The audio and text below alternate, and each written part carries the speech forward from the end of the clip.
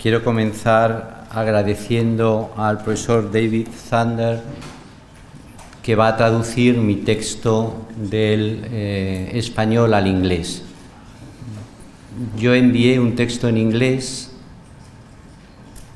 pero descubrimos a tiempo que no estaba en el inglés de Australia, ni de Estados Unidos, ni de Inglaterra, sino en el inglés del traductor, que era un inglés especial.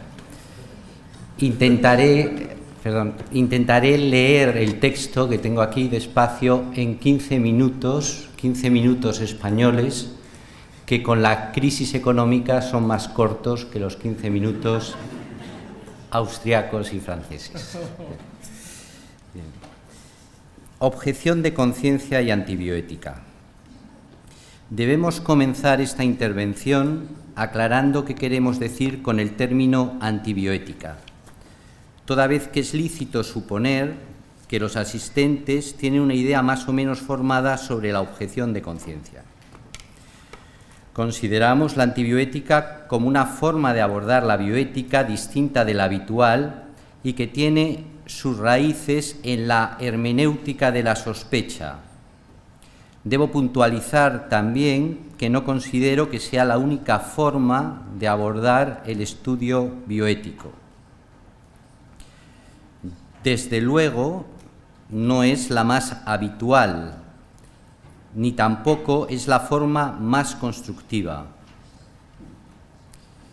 La hermenéutica de la sospecha y la antibioética sirven, sin embargo, para realizar lo que el escritor colombiano Nicolás Gómez Dávila denominaba genealogía en un sentido filosófico de los errores o del error.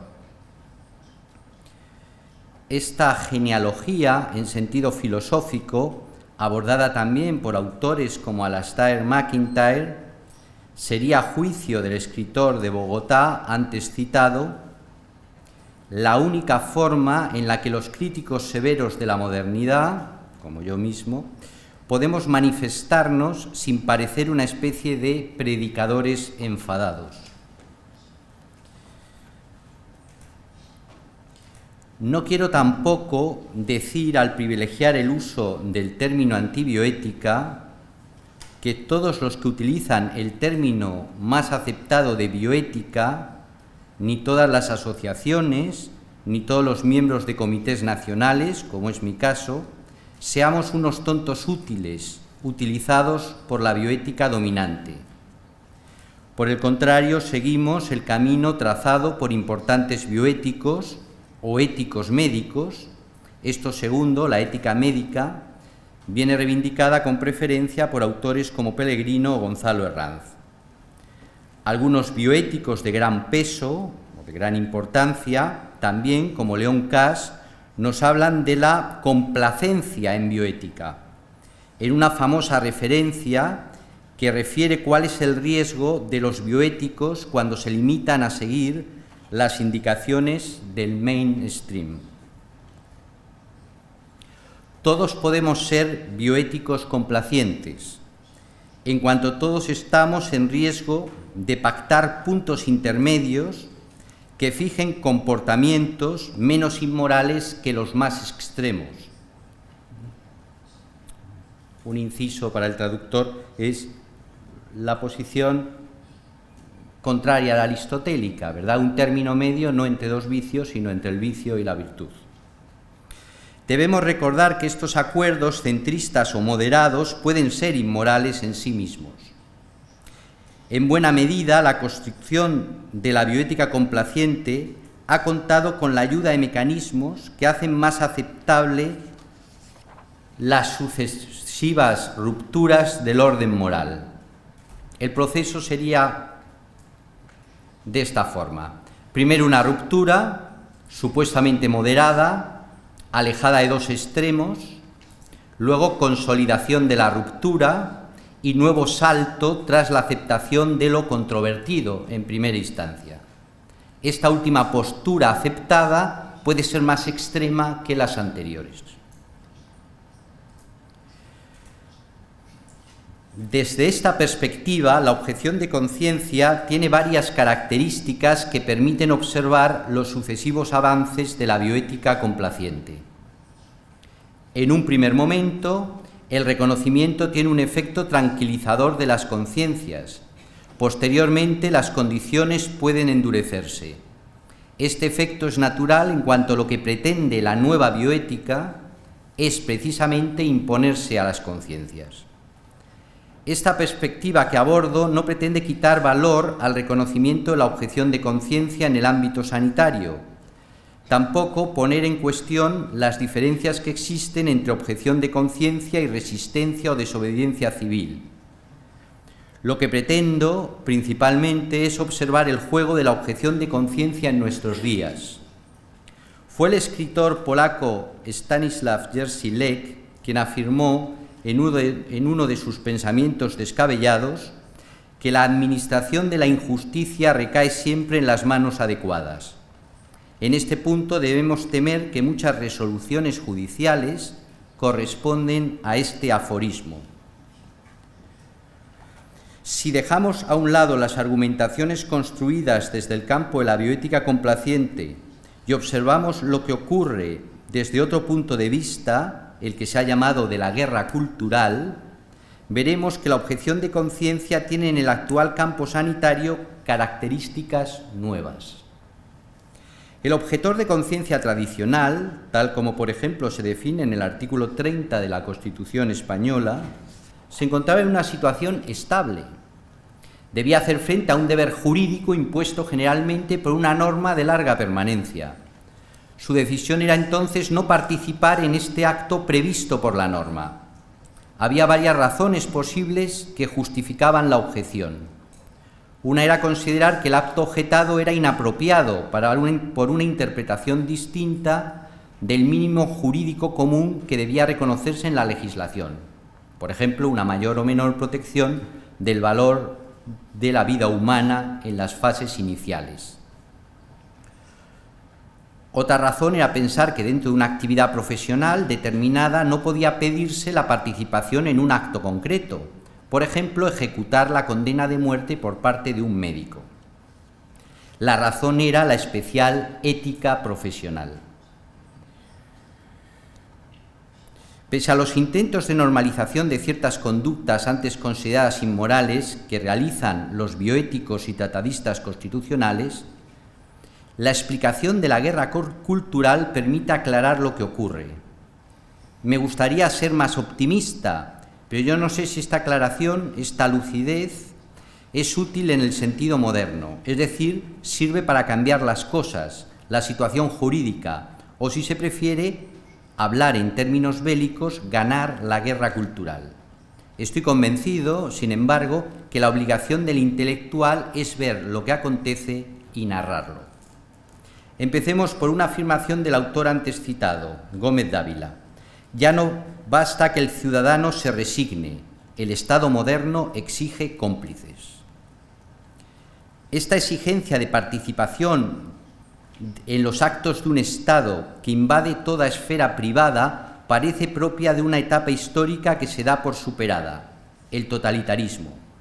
Sin embargo, si el aforismo es cierto, la acción del Estado moderno no distingue el ámbito privado y público, tal como se define en algunas descripciones optimistas fundadas en la tradición liberal, sino que obliga al individuo hasta extremos antes impensables. Esta obligación convierte al sujeto en un permanente objetor, sencillamente cuando pretende realizar actos propios, incluso más íntimos que la libertad ideológica. En efecto, la libertad ideológica y de conciencia parecía diseñada para determinadas acciones en una esfera más pública. Lo que ahora acontece es que una persona se puede ver obligada a invocar esa libertad en actos que para nuestros antepasados pudieran parecer absolutamente privados. Veamos dos ejemplos recientes ocurridos en los Estados Unidos de América. Un jefe de bomberos de una ciudad sureña, Atlanta, escribe un libro sobre el comportamiento moral según la religión en las relaciones sexuales. También habla en el mismo de la relación entre personas del mismo sexo. este jefe de bomberos es cesado en su cargo. Nos encontramos ante un caso clásico de libertad de expresión de las propias convicciones. Lo que no es tan clásico es la forma en la que se ha resuelto el dilema. En la solución generalmente aceptada se muestra la imposición ideológica totalitaria de la ideología de género.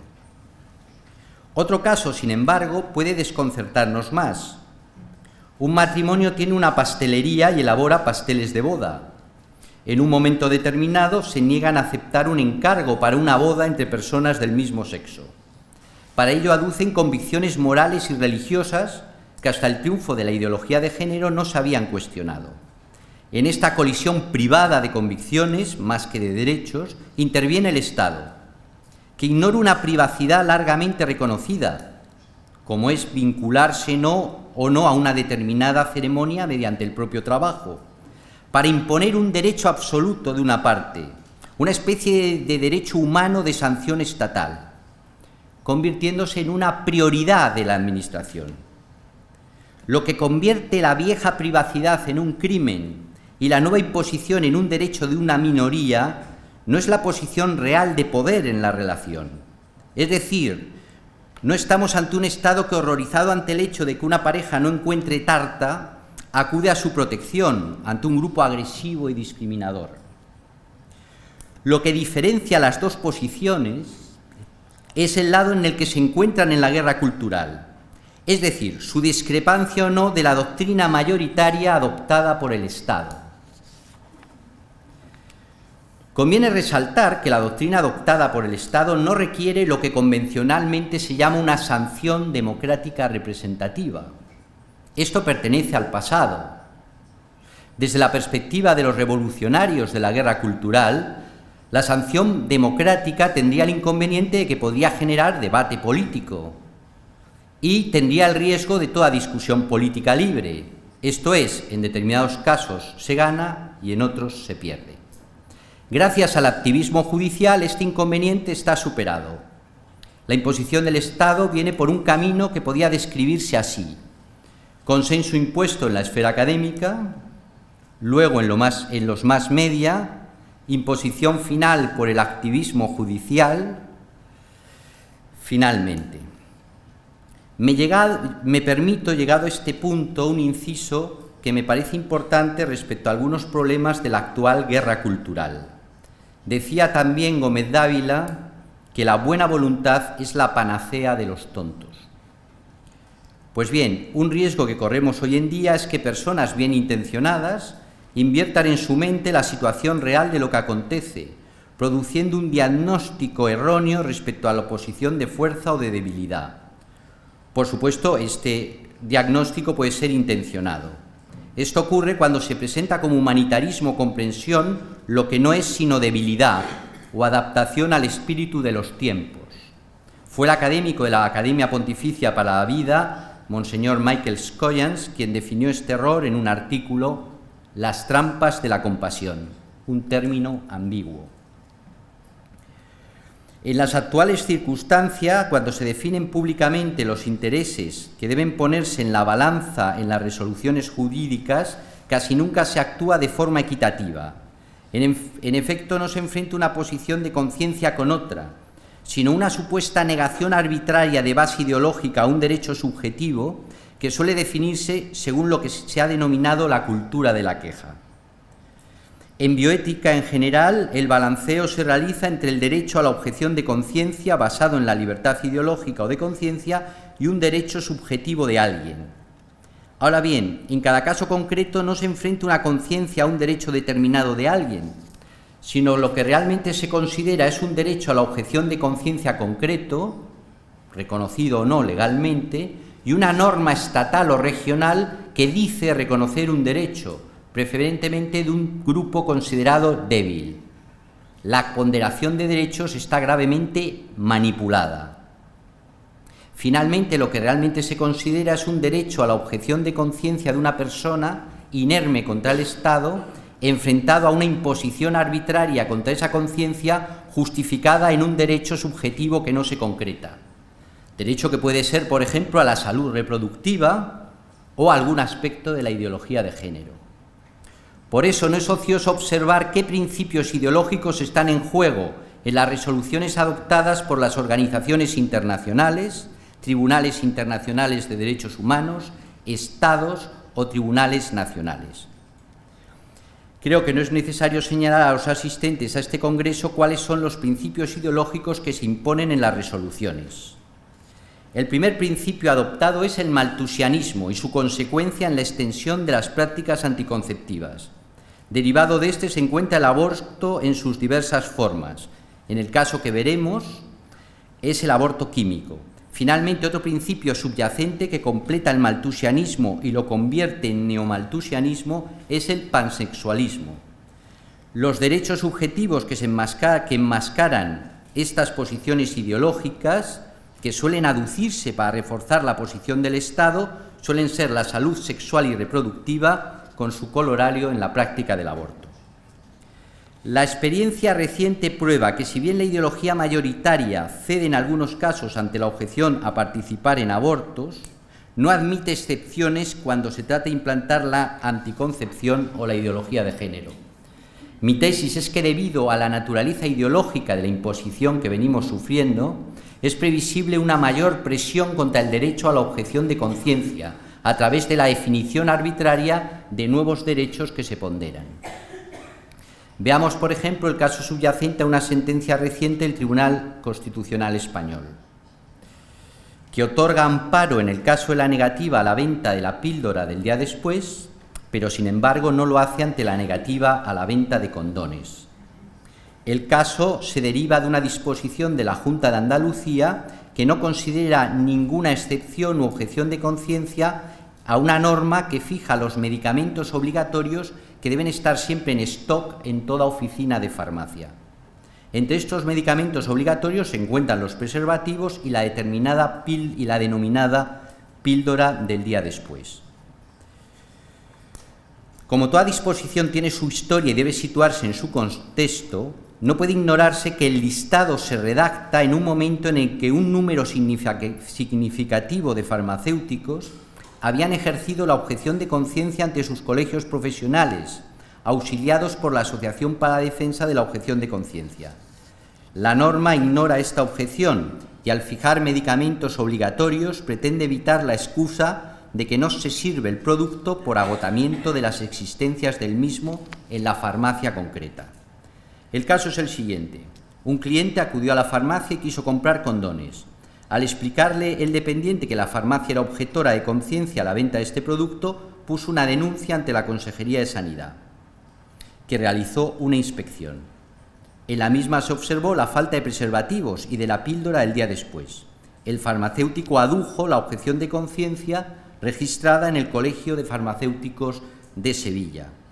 En los aspectos que podemos tratar en esta breve intervención, el argumento relevante para sancionar era la existencia de derechos que podían verse afectados por la objeción de conciencia. Como la sentencia mantiene la sanción en el caso de los preservativos, debemos pensar que hay un derecho a que te vendan un preservativo que prevalece sobre la objeción. La posición mayoritaria de la sentencia incurre entonces en dos contradicciones y, desde mi punto de vista, ambas ratifican la tesis de la imposición ideológica. El condón es un producto de amplísima venta y se vende no solo en farmacias, sino en todo tipo de establecimientos. Es mucho más fácil obtener condones que pilas para una radio, por ejemplo, o papel para escribir, o incluso pañales de bebé. Arguir que en una ciudad de 1 millón de habitantes el hecho de que una farmacia no sirva condones afecta a un derecho es absurdo. Esto es aún más claro cuando se observa que al conceder el derecho de amparo por no disponer de la píldora el día siguiente, el Tribunal Constitucional maneja el argumento de que el derecho a la salud reproductiva de la mujer no se vería afectado por la no venta de la píldora en un establecimiento de una ciudad donde había muchas farmacias. El punto, en última instancia, es que el tribunal considera relevante la objeción a la píldora por sus posibles efectos abortivos, pero no a los preservativos. Es decir, admite la relevancia de la objeción al aborto, pero no a la anticoncepción, no en la razón de la conciencia del farmacéutico, sino en la de los magistrados. tal como señala en su voto particular concurrente el magistrado y catedrático de Filosofía del Derecho Andrés Ollero Tasara. Muchas gracias.